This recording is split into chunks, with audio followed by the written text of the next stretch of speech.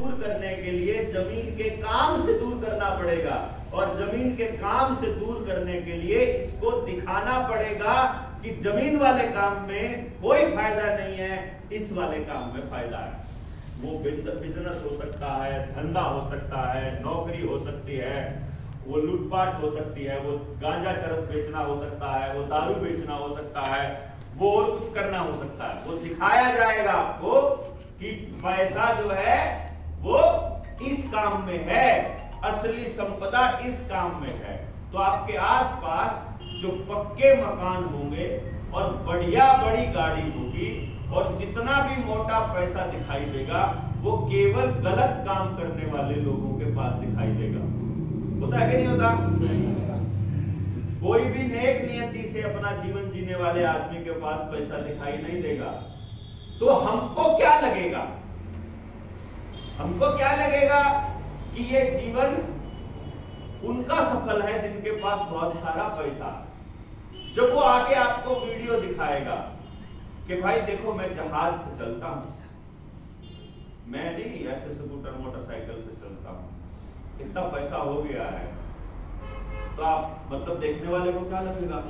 जिसने कभी जहाज में उड़कर नहीं देखा है कि यार ये ऊपर कैसे उड़ता होगा, ये तो यार बड़ा मजा करता होगा, ये तो बहुत मजे की चीज होगी। लेकिन वो आपको ये नहीं बताएगा कि जब आप जहाज में उड़ते हो और जब उतरते हो तो जो दिमाग का और शरीर का संतुलन है वो कितना खराब होता है, और जो कान के पर्दे हैं इसके अंदर जो लिक्विड है वो हिलने की वजह से कान ऐसे टक टक बोलता है, और अगर ज्यादा हवाई जहाज में सफर करो तो आपका परमानेंट डैमेज हो जाता है। ये नहीं बताएगा वो कभी, क्योंकि वो क्यों बता दिया तो गड़बड़ हो जाएगी। उसने तो आपको सिर्फ इतना बताना है, वो आपको ये तो बताएगा कि मेरे पास बड़ी गाड़ी आ गई है। उस बड़ी गाड़ी में वो सारा दिन घूमता रहता है तो पीछे से उसका परिवार बर्बाद हो चुका है, वो ये नहीं बताएगा। वो ये नहीं बताएगा कि उस सारा दिन सफर करने की वजह से उसका शरीर भी खत्म हो चुका है, डैमेज हो चुका है। वो आपको बताएगा कि तुमको मेहनत करनी पड़ रही है सुबह से लेकर रात तक, तुम्हारी तो जिंदगी भी खराब है।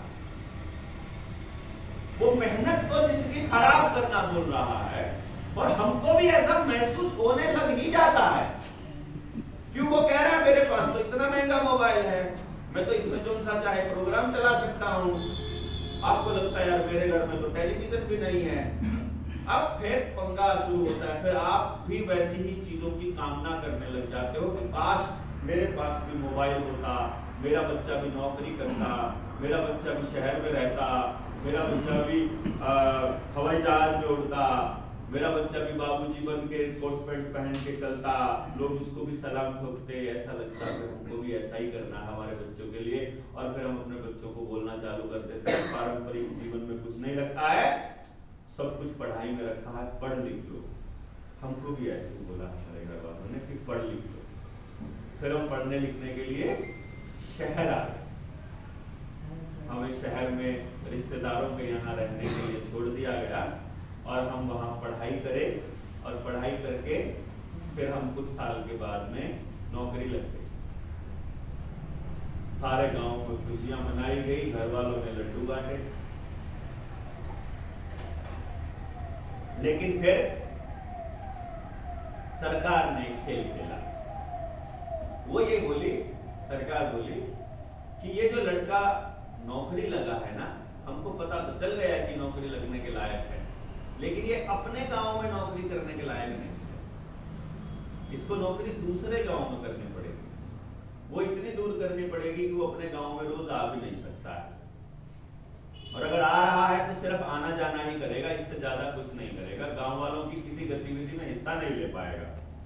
जब तक स्कूल लग रहा है, मैं टीचर था, स्कूल टीचर, जब तक स्कूल में काम कर रहा है तब तक तो गांव से बाहर है ही। जिस टाइम पे छुट्टियों का टाइम होगा उस टाइम इसका कोई सेमिनार लगा दो, इस टाइम इसका कुछ और कर दो, ताकि ये गांव में रुके ना, ताकि अपने समाज के साथ बैठकर चर्चा ना करे, ताकि समाज को बता ना दे कि सरकार कैसे तुम्हारे बच्चों को बर्बाद कर रही है। 8 साल तक नौकरी करने के बाद मुझे एक बात समझ में आई कि हमारी मदद से ही हमारे ही गांव के बच्चों को बर्बाद किया जा रहा है। मैं ये क्यों बोल रहा हूं? क्योंकि मैंने खेल समझ में आया उस वक्त, मेरे गांव में उस गांव से बंदा नौकरी करने जाता है जिस गांव में मेरी नौकरी है।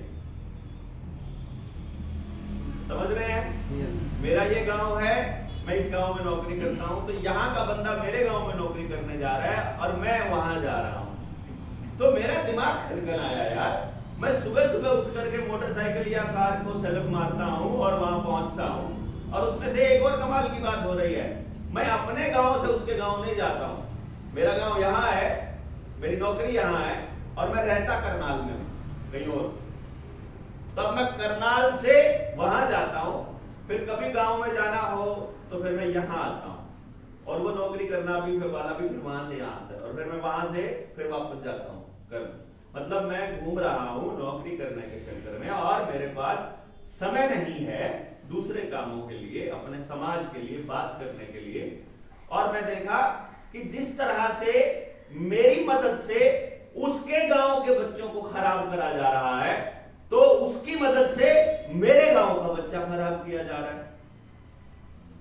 खराब कैसे करा जा रहा है? अभी आपके में से किस किस के बच्चे स्कूल में पढ़ते हैं? हाथ खड़ा करो।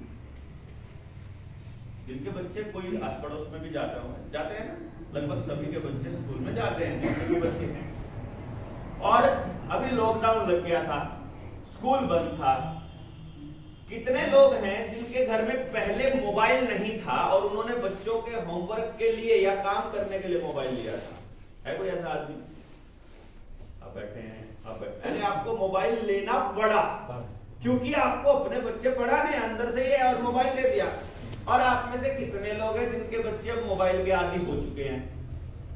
करना पड़ेगा हाथ खड़ा, तो अब मानना पड़ेगा कि हमने ये काम कर दिया है, गड़बड़ हो चुकी है। हो गया ना? आपने लिया था मजबूरी में कि लॉकडाउन लगा है, कुछ दिनों में बंद हो जाएगा, और मोबाइल आ गया, और अब बच्चा इस टाइप का इतना लत पड़ चुका है, ना तो डंगरों का काम करेगा, ना खेत का काम करेगा, ना माँ बाप से बात करने का टाइम है। बात करोगे तो खाने को दौड़ेगा, चिड़चिड़ा हो जाएगा, खाना हजम नहीं होगा। हो रहा है घरों में दिक्कत? हो रहा है। अच्छा, आपके घर में दिक्कत हो रहा है, आपको दिखाई दे रहा है, मेरे घर में होगा तो मुझे दिखाई देगा। तो ये किस किस के घर में हो रहा है? सबके घर में। मैं कह रहा हूं सबके घर में हो रहा है।